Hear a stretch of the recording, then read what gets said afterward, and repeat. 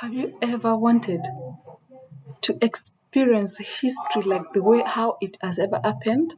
Like that curiosity of seeing a research in its unfiltered form. Have you ever had that kind of curiosity? Just to get out of just to get a piece of information from somebody, like a friend or somebody something else that has happened. Had you ever? Well, that's what we're going to talk about. I am one person who is very curious. So today we're going to talk about information sources. We have a lot of information sources, and these information sources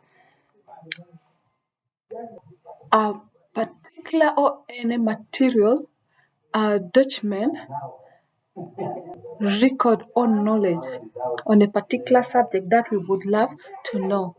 Like just asking somebody about a particular scenario that had occurred or in a scene. That's like to get more information. So, such kind of sources where we ask more to get more information is what we're going to look at today. Now, why is it very important for us to use reliable information sources? You know, there are very many sources that we can get particular informations from, but how reliable are these sources? Now, I'm going to guide us through all that.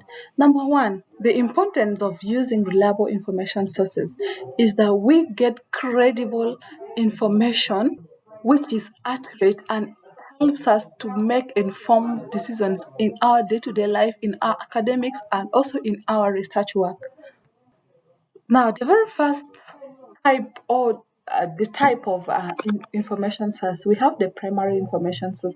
We have like three of them that we're going to talk about today: the primary, the secondary, and the tertiary. Now, under the primary, we have the primary is like the first hand information that we get direct from the source. Like it is still raw, it is not yet filtered, like that is the kind of information which we refer to as a primary information. And this includes like these primary sources include things like the witness accounts, like if there was an accident scene and then you're trying to investigate more about it, we have eyewitnesses that you can ask, and that is a very fast source of information that we can base on. And then secondly, we have things like the um, historical documents, and this historical document contains things like diaries, the letters, and then the government reports. They are first hand. A diary of a person is not edited. So most times when you get a diary, you're getting an information from a first hand. And then thirdly, we have the laboratory report. In a science laboratory, when a new experiment has been done, the very first report gotten from that experiment is a primary source of information. Now, secondly, we have the secondary source of information. For the secondary source of information, before we talk about the secondary source of information, these primary sources are very important because they bring credibility and authenticity in our work.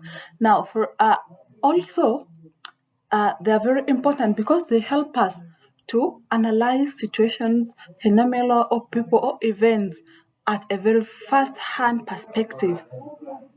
Now we can dive into the secondary sources. Now for the secondary sources, they get their information again from the primary sources. A secondary source will get an information from the primary source, and then we get it from there. Now, for example, somebody asks an eyewitness to narrate a scenario and then they write it down. So what we get from the writings of that person is a secondary information. So that is a secondary source of information. And we have things like the textbooks and a lot of things. They are written from that informations are gotten from the primary information. So they are not first hand but rather second hand. And then the third type of the sources of information are the the tertiary sources of information. And tertiary sources of information, they get their information from the secondary information. So as of course, as the stages of information sources of information go on, um, its originality also tries to fade. So the tertiary, when we are getting information from the tertiary sources, it is very important for us to be very keen and know that this is a very trusted source that we are using to get this information from. Number one, we have the cyclopedia. The cyclopedia is a tertiary source of information. And then we have things like the Wikipedia and dictionaries and things like Google.